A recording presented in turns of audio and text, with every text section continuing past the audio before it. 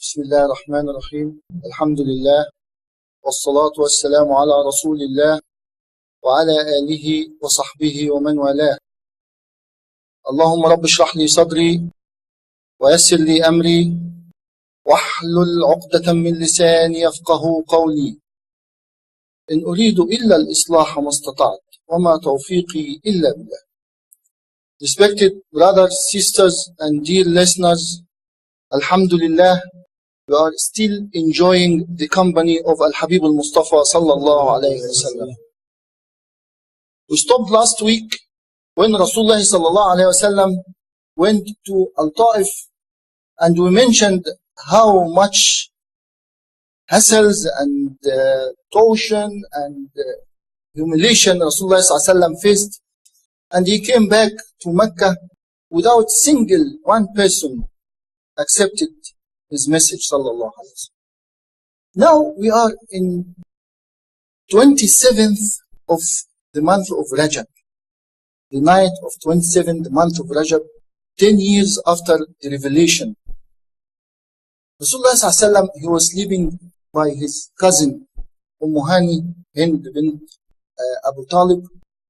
While he was sleeping, Jibreel alayhi salam, he came and wake him up. Told him, Ya Muhammad, come. You are invited for a special, unique trip. So he took Rasulullah sallallahu alaihi wasallam out the house, and there was a mode of transport waiting for them. That mode of transport, you can call it aircraft, you can call it missile, you can call it spaceship. They call it al-buraq. And al-buraq comes from the word barq. Barq means lighting. And light, as you know, it goes as fast as 186 miles per second. That's how fast light. So that's why they call it al-buraq. Which means in 2 minutes, it can take you for a longer distance. So Rasulullah sallallahu alayhi wa sallam was taken by Jibreel alayhi salam, and they ride this al-buraq. It is in the form of animal. It looks like horse, but it's not horse. So it took Rasulullah sallallahu alayhi wa sallam, and they reached to Baytul Maqdis in Jerusalem. There was all the prophets salawatullahi alayhim ajma'in. They was waiting to honor Rasulullah sallallahu alayhi wa sallam. Sayyidina Adam, Sayyidina Nuh, Sayyidina Ibrahim, Sayyidina Musa, Harun, all the prophets. And they greeted Rasulullah sallallahu alayhi wa sallam. And then the time of Salah came. Al-Habib al-Mustafa, he took one side, giving leader to Sayyidina Adam, Sayyidina Ibrahim, to lead the Salah. Then Jibreel came and says, Ya Muhammad, Inna Allah ya'muraka an ta'umma al-anbiya. O Muhammad, Allah has commanded you to lead all the prophets.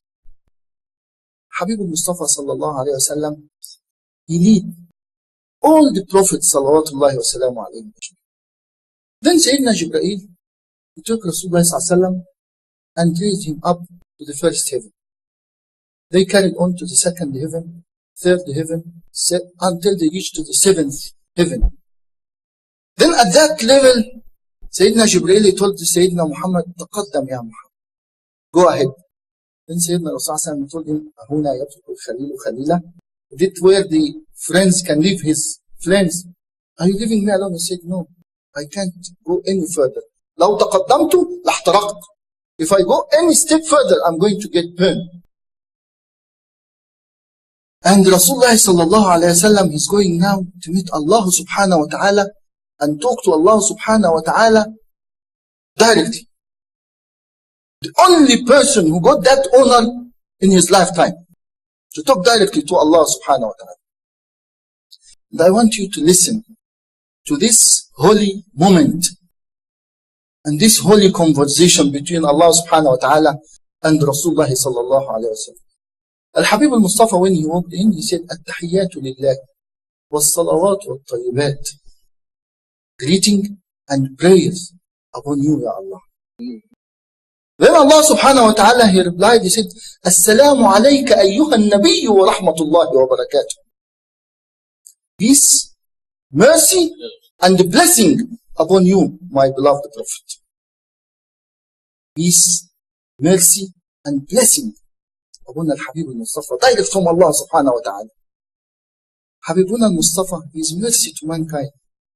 He didn't take it all for himself. He said, Assalamu alayna wa ala ibadillahi as-salihin. This peace and mercy upon me and all pious people. As if Allah subhanahu wa ta'ala, He sent His mercy all to Rasulullah sallallahu alayhi wa sallam, and Rasulullah sallallahu alayhi wa sallam, He gave it to all mankind. Sallallahu alayhi wa sallam. Ya Sayyidi, Ya Rasulullah. And this actually what we read in our salah, tashahhud. تحيات لله والصلوات والطيبات السلام عليك أيها النبي ورحمة الله وبركاته السلام علينا وعلى عباد الله الصالحين أشهد أن لا إله إلا الله وأن محمد رسول الله. This is what we read in our salah every time we perform in salah. In this meeting, Allah subhanahu wa ta'ala also commanded Rasulullah sallallahu alayhi wa sallam with the prayer, salah, 5 times salah. Before, as we mentioned earlier on, in Jibreel, he taught Rasulullah sallallahu how to perform salah. It was only twice a day, one in the morning and one in the evening. Now it is 5 times: Fajr, Dhuhr, Asr, Maghrib, and Isha. And Allah subhanahu wa ta'ala, He told him, Ya Muhammad, command your ummah to perform 5 times namaz, and the reward will be of 50 salah. Because the average life of Ummah Muhammad sallallahu alaihi wasallam is 60, 70 years old. The older people during Sayyidina Nuh, they used to live for hundreds and thousands of years. So Allah subhanahu wa ta'ala make 5 times salah, the reward of 50. May Allah subhanahu wa ta'ala accept. Now, Al-Habib al-Mustafa sallallahu alayhi wa sallam is coming back, descending from these heavens down to the earth. Then Rasulullah sallam, throughout this trip, he saw many things. And inshallah one day, when we have a bit of time, we can talk in a bit of details on what Rasulullah sallallahu alaihi wasallam have seen in this particular trip. We call it Al-Israa wal-Mi'raj. I'll just give you a few. Rasulullah sallallahu alaihi wasallam, when he walked in, he found Sayyidina Jibreel and Sayyidina Rasulullah sallallahu alaihi wasallam found some people eating or swallowing, fire stone, like charcoal, very hot, and they busy swallowing. So Rasulullah sallallahu told Sayyidina Jibreel, who are these people, Ya Jibreel? He said, this is the people eating the orphan money. وَيَأْكُلُونَ فِي بُطُونِهِمْ نَارًا. Allah mentioned the Quran. They like eating and swallowing fire in their stomach. So, if somebody interested in eating people's money, when it comes to orphan, please be very careful. But this doesn't mean you go and eat people's money. You just be careful, of course. But when it comes to the orphan, you be extra cautious. Extra cautious. They passed by another group of people. They have very nice cooked food, nice taste. And he's leaving this nice food and busy eating rubbish, rotten, smelly food. He said, who are these people, Ya Jibreel? He said, this is the man. He left his halal wife and he gone out to commit adultery. May Allah subhanahu wa ta'ala protect us all. Then they passed by another group of people. They are busy eating the flesh of a dead body. What are these people, Ya Jibreel? He said, these are people busy backbiting. May Allah protect us all. So, it is actually many things, as I said, and one day, inshallah, we'll talk in a bit of details. Now, Al-Habib al-Mustafa sallallahu alayhi wa sallam, he was taken back to Mecca. How long this trip it takes? It could take a few minutes, 1 hour, Allah knows. But Rasulullah sallallahu alayhi wa sallam, when he came back to his bed, he woke up in the morning, he's telling his cousin, Hani, do you know what? I was among you people last night. I performed my salah, and I went to Jerusalem, to Baytul Maqdis, and I am back. Then Hani, she was not yet accepted Islam. Told him, my cousin, please, don't tell this story to the people. Please. Because we have enough trouble. Because they just finished the sanctions, which we talked about a couple of weeks ago, and they have went through all hard things. Told him, please, keep it for yourself. You wanted to tell me that you was here last night, and you went and you came back. So Sassam said, no, I'm going to tell everybody. Then he walked out. he sit next to Al-Kaaba to Musharrafa. Abu Jahl walked in. Abu Jahl is like mocking. Oh Muhammad, any news from your Lord? Like the Prophet told him, yes. Last night I was by Jerusalem, by Baytul Maqdis. Said, what? Hold on. Can I call the people to listen to what you said now? But you're not going to change your word. He said, no, I'm not going to change my word. Oh, people of Mecca, oh, people of Quraysh, come listen. Muhammad, he lost his head. Tell them what you told him. He said, yes, last night I was in Jerusalem and I'm back. Then the people said, oh, no, you want to tell us this trip will take us at least 2 to 3 months to go and come back, and you want you tell us you did it overnight. So they walked to Sayyidina Abu Bakr Siddiq. They told Sayyidina Abu Bakr, yeah, Abu Bakr, come, your friend, he lost his head. What is he saying now? He said that he went to Baytul Maqdis and he came back last night. And Sayyidina Abu Bakr, he said, لو كان قال فقد صدق. إن كان قد قال فقد صدق. If he said so, he's definitely telling the truth. إني آمنت به فيما هو أبعد من ذلك. I believed in him in what is even more than that. What's the revelation which come from the heaven? If he said so, definitely said. Then Rasulullah, Sayyidina Abu Bakr, he went to Rasulullah. Told him, is that true what the people said? Said yes. And he told Sayyidina Abu Bakr, he told Sayyidina Rasulullah, he told Sayyidina Abu Bakr the full story. And Sayyidina Abu Bakr is listening carefully and said, Sadaqat. You are just telling the truth. You are just telling the truth. Sayyidina Abu Bakr ibn Abi Quhafa, from that time, his name became Abu Bakr as-Siddiq. As-Siddiq, the one who believed in Rasulullah sallallahu alayhi wa sallam. Now, Kufur Quraysh, they came, they want to challenge Rasulullah sallallahu alayhi wa sallam. Told him, Ya Muhammad, describe to us Baytul Maqdis. Wallahi, if I walked out from this masjid, I would just by the door here, and somebody had described this masjid, I will fail. How many pillow, how many lamp. So, but Rasulullah sallallahu alayhi wa sallam, Allah will never let him down. You know, when you are sitting at home, you are relaxing, you have a nice TV, and nowadays we got these flat screens as big as 50 something inch, and that you just press on one button, you can see things live in America. Another button, you can see something live from Australia. So Allah subhanahu wa ta'ala, he sent a very big screen just in front of Rasulullah sallallahu alaihi wasallam, live from Jerusalem. He's seeing everything as if I'm here. I can tell you, I want to 1, 2, 3 pillow like this, like that. And most of those people have been to Jerusalem, so they know. Tell us about Al-Eid. There was some caravans which on the road. Rasulullah told them, yes, it is like this, like that. How many camels there and is belonging to. To the extent that Rasulullah, he fell first, and he came to one jug was full of water and was gotten a cover. Rasulullah take the cover, drink, and put the cover back. And the people came and find this container is empty, while it's still covered. They were wondering. He told them, ask them about this story. Not only that, the first camel is going to walk into Mecca. It is like this, like that, the color. And with all this evidence, none of the people want to believe. Now, respected brothers and sisters, before we leave this trip of Al-Isra wal-Mi'raj, I want just to highlight few points. First point, that isn't Allah subhanahu wa ta'ala was capable to take Rasulullah sallallahu alaihi wasallam from Mecca direct to the first heaven, second heaven straight? Why it was via Jerusalem? There's a message here. Jerusalem was the Qibla, the first Qibla to all the Prophet before Rasulullah, even the Muslim in the beginning, that was their Qibla. As if Allah subhanahu wa ta'ala, He want to tell Rasulullah, Ya Habibi, Ya Muhammad, Anta Imam al-Qiblatayn. You are the leader of the two Qibla, the Baytul Maqdis and the Al-Kaaba. And you are the leader of the old prophets. Sallallahu alayhi wa sallam.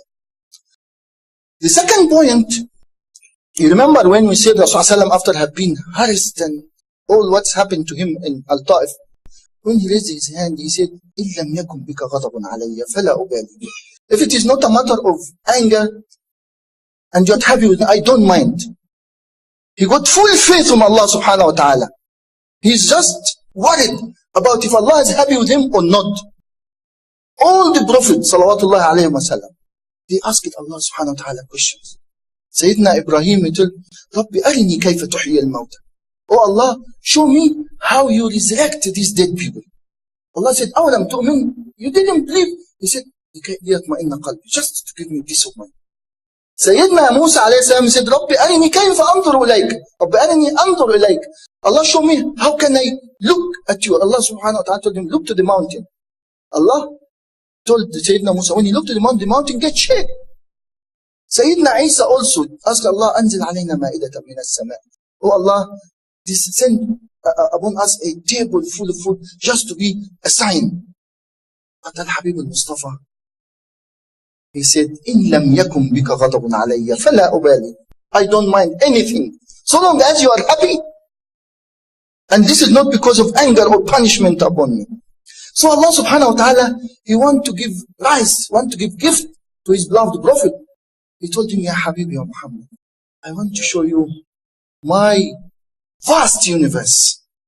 My universe is not only Mecca and Al-Taif. Come and show you up to Jerusalem. That's all, Ya Allah? No. Come to the first heaven. That's all. No. Raise up to the second heaven, to the third heaven, to the seventh heaven. Not, that's all. No. I'm going to give you the great honor to talk to Allah directly in your lifetime. Even the angel, he can't go through that. In the Sidratul Muntaha. The third point, and that's very important, you will get across some people, and maybe you read some authors, they arguing about this trip. They said, well, Rasulullah ﷺ went with his ruh, with his soul only, or with his soul and body? Obviously, he went physically. He went there. And the answer is very simple. If somebody come and tell us, last night, I went to the moon. How do you want, my brother? While I was sleeping, I dreamed that I'm in the moon. Alhamdulillah, fine, thank you. We're not going to argue. But when you tell us, no, I went physically to the moon and said, please, that is good.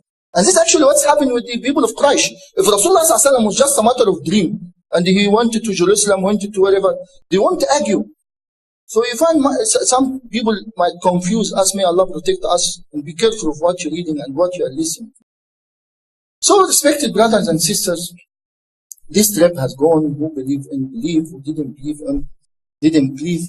Now, Al-Habib Mustafa sallallahu alayhi wa sallam, he didn't say, no, Alhamdulillah, I got my great prize, he stopped working. No, still a long way to go. He's working very hard. So, you were thinking how we can expand this da'wah. Quraysh and Mecca, the very same people, the same talk, the same everything, like going in a vicious circle. So Al-Habib Mustafa sallallahu alayhi wa sallam, he started thinking of implanting seeds in Al-Madinah. It used to be Yathrib, called Yathrib. It's called now Al-Madinah Al-Munawwar. Al-Madinah, it got two types of people. Arab and some Jewish. The Arab was two big tribes, Al-Aws or Khazraj. And they always fighting among themselves. And the Jewish are Ahl Kitab, they are people of book. And they always tell the Arab this idol worship, and they tell them, what are you people worship? You believe in Allah subhanahu wa ta'ala. And there is a prophet is going to come. And you are going to join that prophet. This is what is written in their books. And you will be superior upon you people. Rasulullah ﷺ also, he got blood relation in Al-Madinah. If you remember, when he was talking about Hashim, his grandfather, the father of his grandfather, when he married Salma bint Amr, and then he got his grandfather Abdul Muttalib. So he got a blood relation there, his uncles and his cousins from Bani Najjar there in Al-Madinah. So Sallallahu started, thinking, how can I send message there? So he used to meet the people. People comes for Hajj, as we mentioned before, though there is the idol worship, but they still come for Hajj from the time of Sayyidina Ibrahim alayhi salam. So every year he met the people from different tribes, from different places. So one day he met a man called Suwaid ibn Samit. Suwaid ibn Samit, he was very polite, knowledgeable, decent man. They call him Al-Kamil, the perfect man from Al-Madinah. And he was also a poet. So Rasulullah when he approached him, so Suwaidi told Rasulullah, I want you to listen to what I have. And I want you to take this as a way of da'wah. So he told him, I want you to listen to what I have. And he read to Rasulullah Nasaih Luqman, or the wisdom of Luqman, Hikmat Luqman. Rasulullah told him, it is nice, but I got a nicer thing. And he started reciting the Quran. And that's actually a very important message to us. Somebody is not in your belief, don't just chase him away or deny him completely, or listen to him. Though you know what you have is much better, just listen to him in a manner, you know. And then Rasulullah, after he read the Quran, in spite of some, he accepted Islam. That was the very first Muslim to accept Islam in Al-Madinah. On another occasion, a man called Iyas ibn Mu'adh. Iyas ibn Mu'adh came with his tribe, Al-Khazraj. They are seeking help from Quraysh. And Rasulullah also approached them while he's talking to them. Then Iyas ibn Mu'adh told his tribe, said to people, what I got now is far much better than what you people coming for. And he accepted Islam, but the rest of his tribe didn't, because he was busy preparing for a big fight between them and Al-Aws. Now, this year, 10 years after the revelation, now we are in Hajj time, year 11 from the revelation. 6 people from Al-Madinah, they came and they accepted Islam. And they went back to Al-Madinah. And when Rasulullah was start talking to them, he said, oh, this is what we have heard from the Jewish people. We must go fast and join this deen before the Jewish. Now the year has gone. Now we are in year 12 from the revelation. Hajj time, this time 12 people came to accept Islam, including those 6 from last year. They sit and they met Rasulullah sallallahu and they declare reality. We call it Bay'atul Aqaba al-Ula, or pledge allegiance. This was the first stone, or the first nucleus started from Mecca to Al-Madinah to Munawwar. These 12 people, they went to Al-Madinah. Rasulullah sallallahu he sent with them Sayyidina Mus'ab ibn Umayr. Sayyidina Mus'ab ibn Umayr, he was like the first ambassador to Islam. He got Rasulullah, he always choose the right person to the right job. Sayyidina Mus'ab ibn Umayr used to have a nice voice. And when you read the Quran, it can touch your heart. And also he got a manner of da'wah. So Sayyidina Mus'ab ibn Umayr, with these 12 people, they went back to Al-Madinah al-Munawwara, and Sayyidina Mus'ab was hosted by As'ad ibn Zurara. As'ad ibn Zurara, he was 16 years old. And mashallah, I see many youngsters here. And one day, inshallah, we want to talk about the youth in the Islam and what they rule. Sayyidina Ali ibn Abi Talib was 10 years old when he accepted Islam. Al-Arqam ibn al-Arqam, the one who gave his house to Rasulullah to give his lectures and give his talks, he was also 16 years old. Sayyidina Sa'd ibn Abu Waqqas was 15 years old. Sayyidina Talha, Sayyidina Zubair, inshallah we'll talk. So the youth, our young here, yeah, you should know how your grandfather was doing. So As'ad ibn Zurara was 16 years old. He was hosting Sayyidina, it was the center, the Islamic Information Center in Al-Madinah. Sayyidina Mus'ab ibn Umayr, he go out with As'ad ibn Zurara, inviting people, number of Muslims increasing, and so. So the chief of the tribe, they start to worry. What's going on? So there was Sa'd ibn Mu'az. He's going to become a great Sahaba later on. Sa'd ibn Mu'az, he was a chief of a tribe called Bani Abd al-Ash'ar. He told one of his relative, his name Usayd ibn Hudayr. He told him, Usayd, this As'ad ibn Zurara is my cousin, and I want to go and kill him. Take that sword and go and tell these people to stop what they are doing, or else chop their head. So Usaid, he walked with red face and walked in. He met Sayyidina Mus'ab. And here again, I want you to see how the da'wah it should be. So he's coming shouting. So Sayyidina Mus'ab ibn Umayr, he told him, brother, why don't you sit down and listen to what you are saying? You might like it. So he sat down. While Sayyidina Mus'ab ibn Umayr talking to him, As'ad ibn Zurarah said, Wallahi, I saw in his face, before he said the kalima, I saw his face is changing. And then after Sayyidina Mus'ab, he finished what he's saying.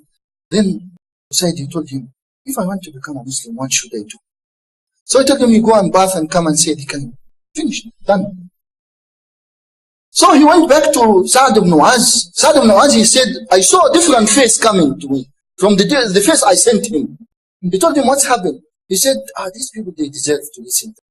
He said, no, you are useless. Let me go and do it myself. I don't mind. Then the same happened with Sayyidina Sa'd ibn Mu'az. Mus'ab ibn Umayr told him, brother, sit and listen.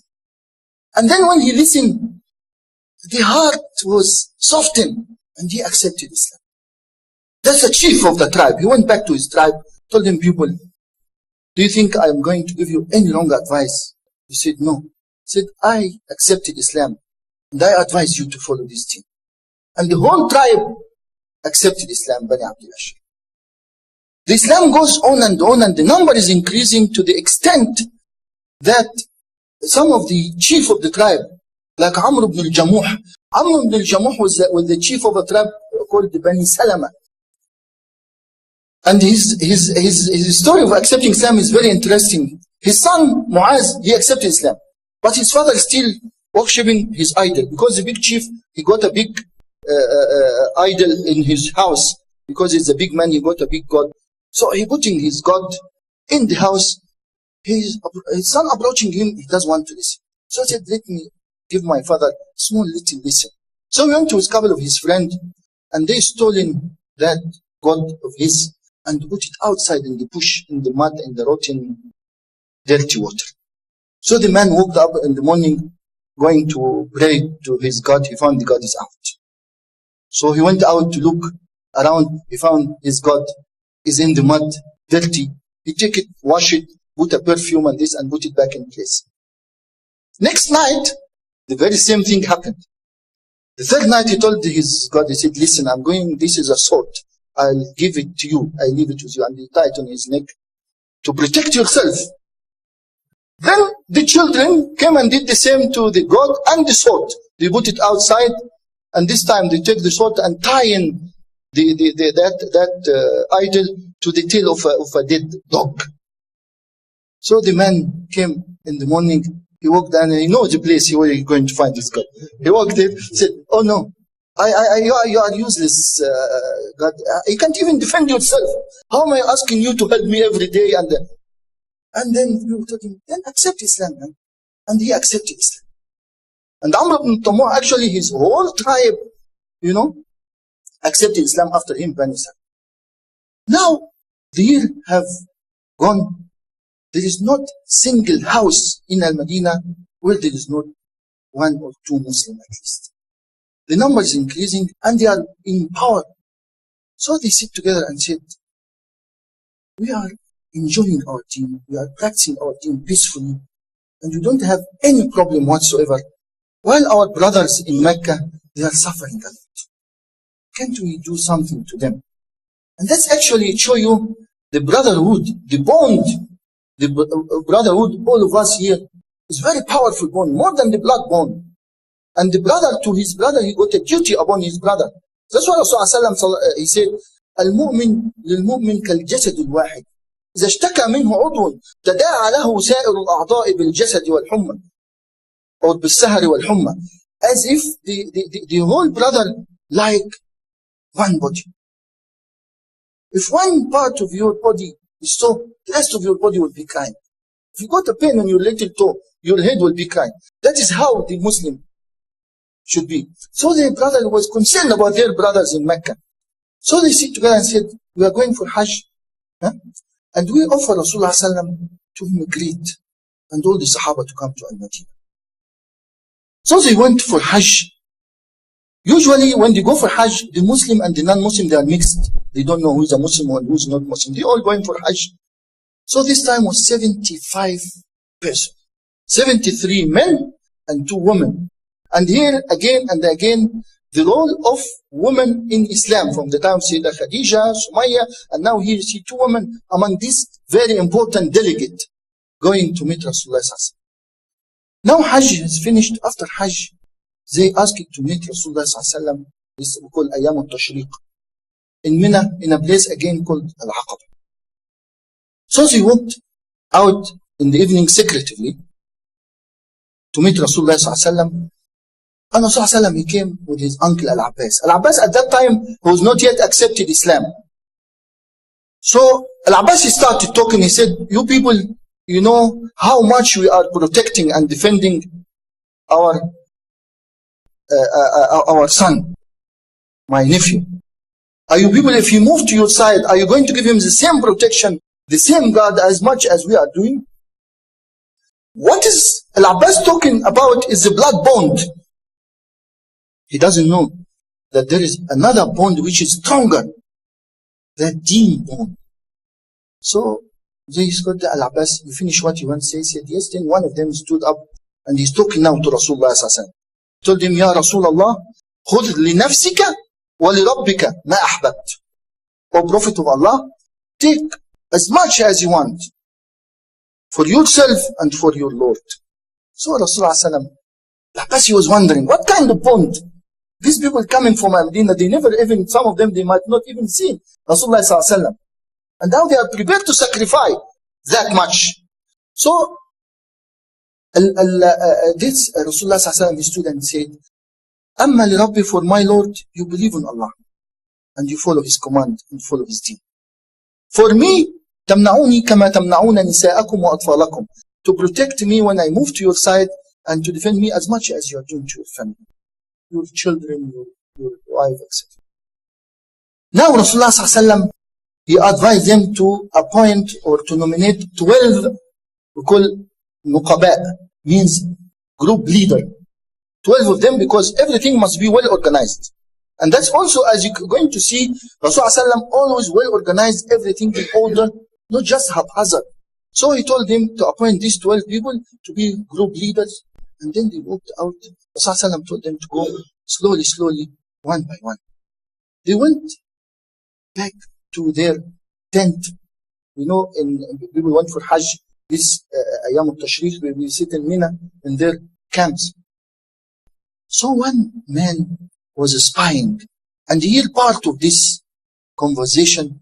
He went to Abu Jahl, told Abu Jahl, Muhammad is going to immigrate to Medina, and these people are going to support him. Then Abu Jahl walked into their camp, and he was red face. He's talking to their leaders. Is that true, what I heard? Then, of course, the leader, they don't know. Only the Muslim. They said, no, wallahi, there is nothing like that. And the Muslim kept quiet. Until they moved next day, they was leaving back to Al-Madinah. They managed to go, but by the time they went, somebody told them, no, this is true. So they went and they managed to capture Sa'd ibn Mu'az, that Sahabi which you are talking about from Bani Abdul Ashar. They started punishing him and beating him. Then Mut'im ibn Adai told them, people, what are you doing is wrong. This man from a big tribe, and this is our way of trading. You shouldn't disturb our business. And they left him to leave. Now, Rasulullah sallallahu alaihi wasallam, he started commanding the Sahaba to start to immigrate in individuals and groups. But this immigration, it was not a luxurious trip. It was not a luxurious trip at all. The Sahaba used to suffer a lot. I'll just give you a few examples of what the Sahaba went through. There was Salama and Abu Salama. Salama and her husband Abu Salama. And they got a little child. They decided to immigrate. So, Abu Salama and Salama's family, that is the lady's family, they came and told Abu Salama, you can't take our daughter to Norway. If you want to go, you can go alone and leave her with her child. And they forced him to go alone. Now his family came back and said, if you decided to separate our son to go alone in his own, we want our little child. So the fathers pulling the child from one side, the mothers family pushing the child from the other side until they dislocated his shoulder. And then they take the child from his mother. Salama keep crying for months, crying. Her father gone, her child is gone. What can she do? Then at the end, the people, they soften their heart and they let her go. Another Sahabi is named Suhaib ibn Sinan, or Suhaib al-Rumi. Suhaib, he came to Mecca and he started a small little business. And I want you to listen to this, please. He got a small little business and he started his business growing until he got a very big business in Mecca. Now he wants to immigrate.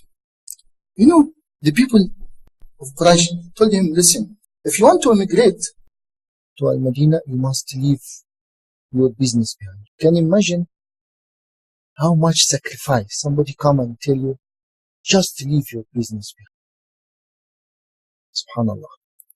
Sayyidina Abu Bakr as-Siddiq, he asked permission from Rasulullah ﷺ to immigrate, but Rasulullah ﷺ told him, wait, you might have a company. And this was actually a message Rasulullah ﷺ gave it to Sayyidina Abu Bakr, that he might be in his company. Sayyidina Umar ibn al-Khattab was totally different. Sayyidina Umar, everyone, when he immigrated, was hiding, secretive. Sayyidina Umar, he stood up and said, oh people of Mecca, I am immigrating. ومن أراد أن تثقله أمه أو ييتم طفله أو ترمل امرأته فليتبعني خلف هذا الوادي. Whoever want his mother to lose him, or he want his child to be an orphan, or he want his wife to be a widow, can just follow him.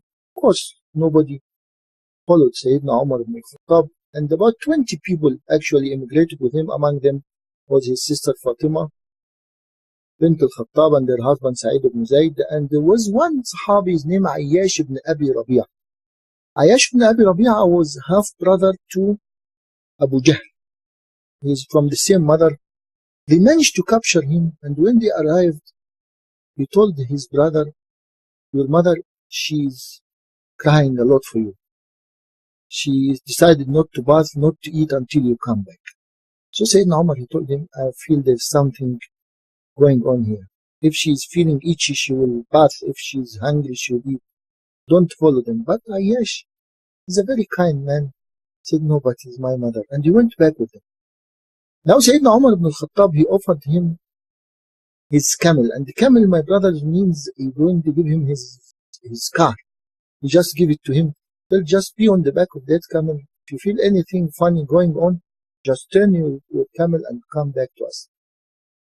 So they carried on, and when they are close to Mecca, then Abu Jahl told Ayyash, my back is sore. Can I jump into a camel? Ayyash is a kind man. He came down. You know, the camel, he has to come down like this. When the time he came down, then Abu Jahl and the other people, they captured him and tied him up and beat him and locked him up until Rasulullah ﷺ later on sent somebody to release him. Now, this is just a few examples of what the Sahabat Rasulullah ﷺ went through for their immigration. And now, 1 month and a few days have been left from the time this declaration have done. And what's left in Al-Madinah now, Rasulullah ﷺ and Sayyidina Ali ibn Abi Talib and Sayyidina Abu Bakr as-Siddiq.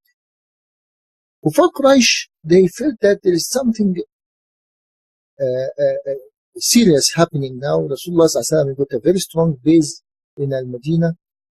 So they decided to make their plan. And Rasulullah ﷺ, he also had his plan. What is the outcome of these plans? This is what we are going to know next week, inshallah. وأقول قولي هذا وأستغفر الله لي ولكم والسلام عليكم ورحمة الله وبركاته.